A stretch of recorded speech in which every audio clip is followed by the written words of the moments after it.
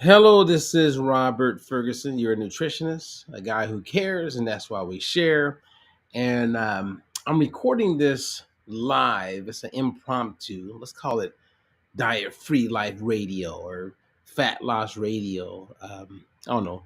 Help me come up with the name. So if you have an idea for when I share more of a narrative, like audio, so you don't see me, but you have a photo of me.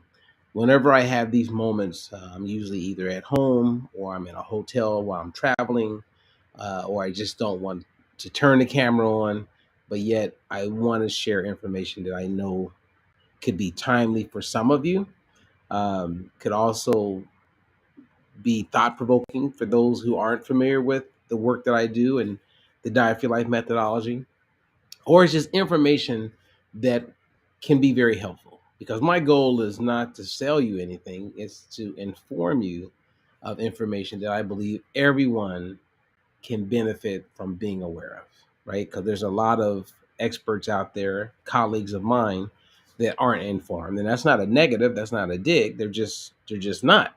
And so my goal is to help them. I want to help certified personal trainers. I want to help group instructors. I want to help other dietitians, nutritionists. I want to help doctors, nurses, and everyday people who really want to be an advocate for their health. And today is no different. And I wanted to be real specific and share with you information about fat acceptance, or just looking at how we accept where we are and we settle and we don't get started. Now, if you're new to this information, you can learn more by going to dietforyourlife.com. If you're on YouTube, then please like, comment, share, help me get the word out. And if you're not on our YouTube channel, then I want to encourage you to come over there, because then you won't miss anything that I'm sharing. And I have some very powerful things I'm going to be sharing um, on a regular basis. So come on in. So now, today, I want to ask you the question. And the question is, if you're overweight, okay, I don't know if you are or not. If you are what they consider or classify as obese, my question is, why aren't you doing something about it right now? Is it that you don't know what to do?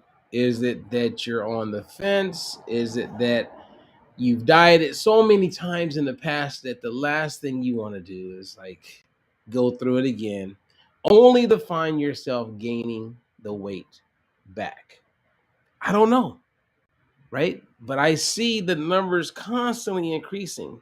And since I got into this game in the 1990s, diabetes continues to increase, heart disease continues to increase.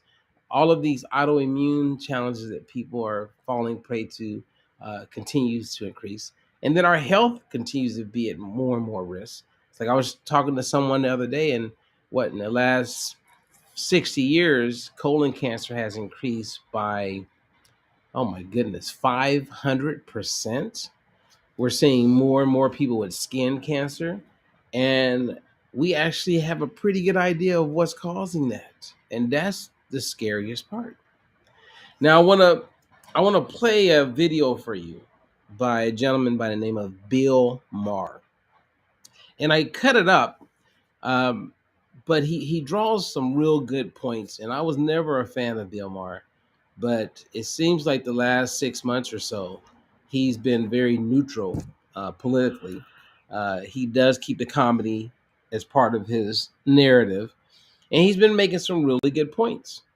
And right now, he's getting some ridicule because he talked about the challenge we have of being okay with where we are, right? So he makes a really good point. And it's not like we don't know what's playing a huge role in why we're gaining weight or having a tough time losing it. Um, I mean, the science is pretty clear. I mean, the last year I've had 12 clients that were type 2 diabetic. They're not anymore. I have over 100 people that are no longer taking metformin. I have right at 100 people that, and this is just through my helping people, are no longer taking blood pressure medication. I have about 15 people, actually, it is 15 people, that are no longer taking statins. This is extremely positive. We have we have 3 people in the last year that lost over 100 pounds. And we have hundreds of people that have lost over 50 pounds. And they're able to eat regular everyday food.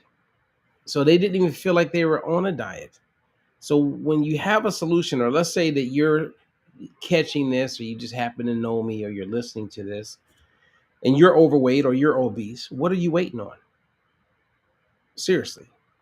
Are you afraid? Do you have a preconceived idea of what it's going to take or how tough it's going to be? And all you got to do is contact me, and then I can help you. I have family members that are overweight and battling and being put on medications, and all they have to do is call me. So the same thing I'm doing to help so many people, some people are hearing this. A lot of people don't want to hear it. They just want to ignore it. They want to just bury it and not deal with their reality. Well, I get what Bill is saying. People get to a place where there is this moment of acceptance. So I'm going to play this video of Bill Maher. It's very short, and then I'll make a couple comments about it. And then I'm going to share with you that I agree that cake was extremely delicious in 1969, in 1949, and it's delicious today. So it's not that people, think about it. 1969, the average man was walking around 30, 40 pounds leaner than the average man today. They ate cake then. They drank soda then. They ate fried chicken then. Now, I understand a lot of the dynamics around that and what is different between then and now. And we help people understand that so they can reverse their conditions and lose the weight without avoiding carbs today. But if someone's not aware of that, then of course, I get it. You probably just sit on the fence and keep putting it off and putting it off because you're thinking, you know what, I don't got the energy. I got enough going on. I mean, there are people who are in horrible marriages and they will put off taking care of their health because they feel like they already have enough going on. There's so many reasons why people don't take action with their health.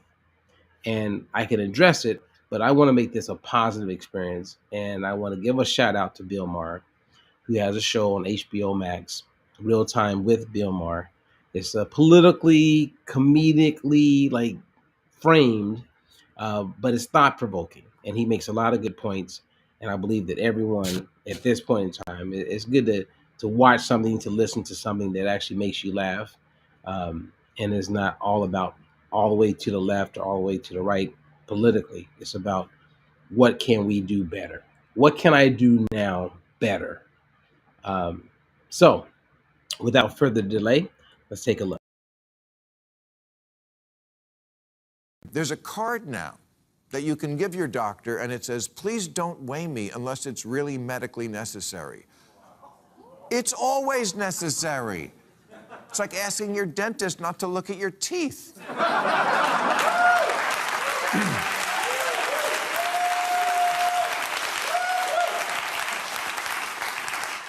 There's a popular T-shirt that says, I don't owe no man a flat stomach.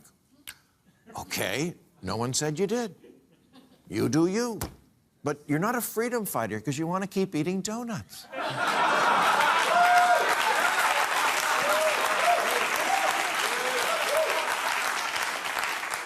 USA Today actually wrote the sentence, science hasn't yet figured out how to solve obesity.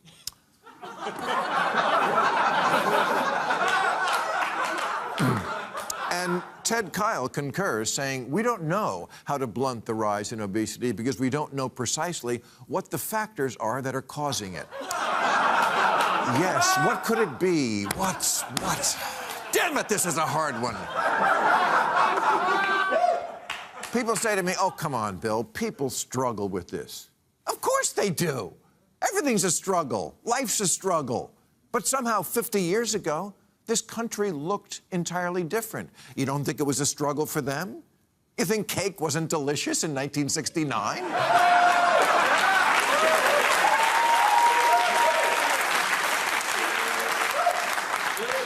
And that's the saddest part. We can do this. I think. But by lying about it and making excuses, psychologically, it's telling ourselves that letting ourselves go is the best we can do. And I gotta believe that as Americans, we can still do better than that. Wow. I'm with him on the end.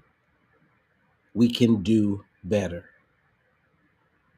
But notice, like in the beginning when he was talking, he shared how there's a card now that you can give your doctor. Because you go in to see your doctor and the doctor puts you on the scale, they check your height, all of that. And it's interesting, right? You give your doctor this card and it says that the doctor doesn't have to mention your weight or tell you what your weight is, um, unless it's important for the doctor to share that info. Wow. It's like we're getting to this place more and more where we want to just stay in denial instead of having what we call a get real moment. You want to step on the scale. You want to know what your fasting glucose is. You want to get your lab work done. You want to get a colonoscopy. You want to be aware. And once you are aware, then you can create major change. Michael made a post on LinkedIn, and thank you, Michael. It's good to see you. He says that it's the processed food and chemicals like Roundup they're using in our food production. I get what Michael is saying. There's a lot of information that people just aren't aware of. And like one, if you look at seed oils, vegetable oils, you know how many people are using vegetable oil on a day-to-day basis? And we know that these oils are very rich in linoleic acid, which we know that linoleic acid, through many studies, is a contributor toward various cancers, insulin resistance. Um, it's a toxin in our body. It's pro-inflammatory, and it's causing many people to experience many negatives with their health, and it's making it where many others have a much more difficult time losing weight as they mature in life. It's bad, you guys. And these are the things I would love to see some congressperson or someone looking out for the best interests of their community, their people, to at least make people aware of it. Because once we become aware, it's like with trans fats. And yeah, they did a flip and turn, but eventually, I remember like battling and talking about staying away from trans fats in the 90s. And after a while, finally, Harvard made a point about it, and it got more attention, and people started avoiding products, which then started hurting the financial side of things. And then the FDA eventually banned trans fats from being in the food supply um, in 2018, June 18th. I know that because that was June 18th is my birthday. And I remember how happy I was to see that there was a cutoff. There was a date where this all had to be in place, where you couldn't have hydrogenated products or ingredients inside of the food supply. And that all was the final date was June 18th. Well, they just did a flip.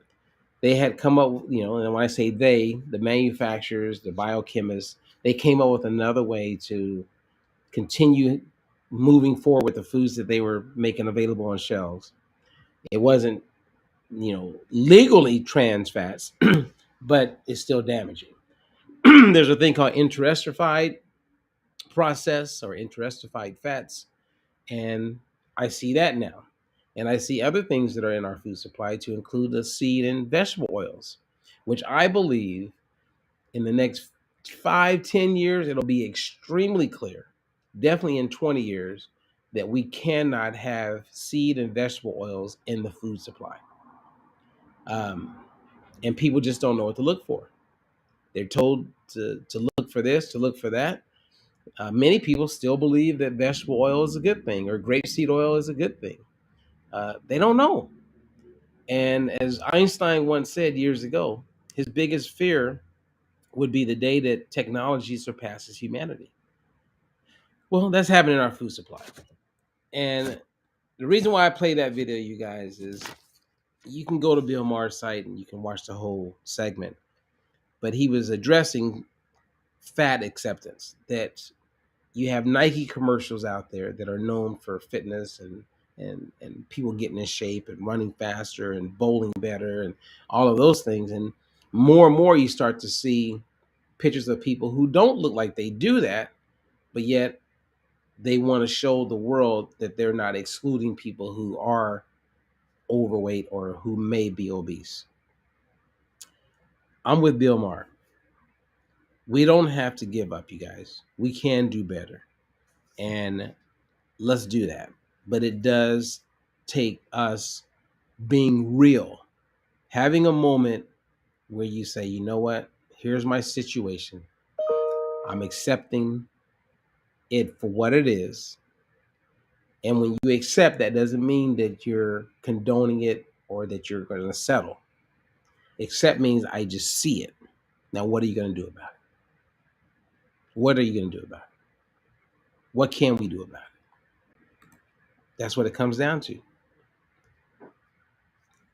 I've met many people who are overweight, who are battling themselves. There's a whole bunch of executives that I work with that represent all kind of companies. They're living with their diabetes and they've settled. They're not looking to reverse it. They're not looking to improve things. There's a lot of business people that I know that listen and watch some of my lives, and they're settled. They don't really like their belly when it's time to get out in the pool. You know, they're the dad that will wear that shirt because he's a little unconscious, you know, conscious about it. But he ain't calling me. He hasn't emailed me. He hasn't said, "Hey, man, I know you have a good program. I've seen your work. I've watched you for years. I'm ready to do something." Nope, nope. I got emailed yesterday by 7 people, and they messaged me on Facebook. Hey, I'm ready to do something. And then when I give them a link to get started to do something, they disappear. Now, out of those 7, I had one that said, "Hey, I'm down." She didn't have a credit card. She's like, "Can we work something out with Venmo? What do I need to do to get started? Because I want to do something about it." So, yeah, it's a struggle. And it can be a really horrible struggle. But here's the reality: you don't have to settle, and you can do something about it. And that doesn't mean you have to give up the foods that you love totally. I like taco shells. When we make tacos, when I do it with my kids, I found a taco shell that doesn't have seed or vegetable oils in it. And it tastes absolutely better than the ones that we were eating. So I know it's healthier, but we don't got to give up taco shells. And then we know how to eat taco shells and all types of foods in a way that we can still lose weight or manage our weight and manage our health. Yeah, I'm not going to be okay with just settling. I'm okay with, like, let's say you take someone like a Lizzo. I love Lizzo. She's an artist, an entertainer. She's very open about talking about her weight. And I think that is great. And I don't believe that she's accepted that I'm just going to be here for the rest of my life. I believe that Lizzo does a great job of taking care of herself. And I know scientifically that some of us are going to carry a little bit more body fat than others. And my perception from a distance with Lizzo is that she may not be the epitome of health, but I believe that she's more healthy than most people, right? There are people out there walking around that look healthy and they suffer from this thing called TOFI, which is an acronym for thin on the outside and fat on the inside. There's a whole bunch of those people. So I don't judge a book by its cover. Um, but someone like a Lizzo, I believe, is in a prime position to get the world, the youth, adults, and everybody to look at health and body differently. Same as Monique, the actress, Academy Award winner. I've been on her show back in the day a couple times. A nice, over the top, amazing person, in my opinion, in my experience. And for years, her comedy was she beat up on people who were thin. And now you can't see Monique go on a day without exercising And I'm sure she's eating a certain way, and she's doing the best she can. But I would guarantee you there's probably, and I'm using the word guarantee. I'm clear that I'm what I'm saying, because I would be willing to bet if I could bet. But there are foods or ingredients that she's consuming that aren't supporting her health, and she's unaware of it. Even though she's got money, she's got fame, because our big challenge, you guys, is that the uninformed are often influenced by the misinformed. So it's not that Monique or Oprah Winfrey are uninformed, but they are being informed by people who are misinformed. And that's why, big shout out to Dr. Bernadette Anderson. One of the many things I learned from her was that she used to always say that we want to get our patients, our clients, people to become their own health advocate. Wow, that's powerful. So I'm in agree with that. And we got to challenge it. And I have clients that challenge me all the time. Hey Robert, where did you get that from? And I'm open to that because I challenge myself all the time. Are you sure about that? Before you put that out there and start sharing that information, are you sure about that? Did you read that in a magazine? Did you find an article? Did you read an abstract? Did you look at the citations? And that's a big part of the work that I do. So it takes a while, but I mean I've been doing this for a long time and I've been fact checking for a long time. So I'm pretty confident in what I put out there and share with people because it's their life. It's their quality. I'm not just going to put anything out there. There are things that I put out there 20 years ago that I wish I could go find all the people that learned that from me, and I can inform them that science has changed, has progressed. I'm a little bit more informed, and you know what? That grapeseed oil is not something I want to encourage you to consume. So stop using grapeseed oil. Yeah, interesting, isn't it? And I'm okay with that. A lot of people don't know it, but in my background, a big part of my life has been martial arts, and I fought professionally at one point in my life, and I've trained with many world champions, both in the boxing world, which I used to be a nutrition, and well, not used to. I mean, I can still do it, but I've worked with a lot of people with nutrition and conditioning that are like elite level, very famous pro boxers. And I've done the same thing with mixed martial artists, people who compete in the UFC, and I've competed and trained with them. And I say that because to train with such an elite level of people and to work with them, it does help to be humble. So I've had many moments of humble pie. And I believe that some of you who are wanting to do something about your health and your weight, you do want to do something. But maybe the thing that's stopping you from pulling the trigger is a lack of humility. And that's not a dig, because I just said I work hard to stay humble. Humility is powerful. The best athletes I've ever spent time around and time with are very humble. Now you see some that excel. Like at one point, Mike Tyson was probably not the most humble person, but he is today. Back in the day, being more of a narcissist pulled out the best of that person, which is unfortunate. But imagine if you had the positives of the work ethic of a narcissist, but the humility of a Mother Teresa. That's gold. If you have that, I look forward to working with you. Contact me. And if you didn't want to work with me, I have other coaches I can connect you with. But I'm an email, I'm a message, a text message away from you losing weight for the last time and establishing lifestyle habits that keep the weight off and helps you thrive with your quality of life. And you didn't have to give up all the foods that you love. Anyway, have a blessed day. This is Robert Ferguson.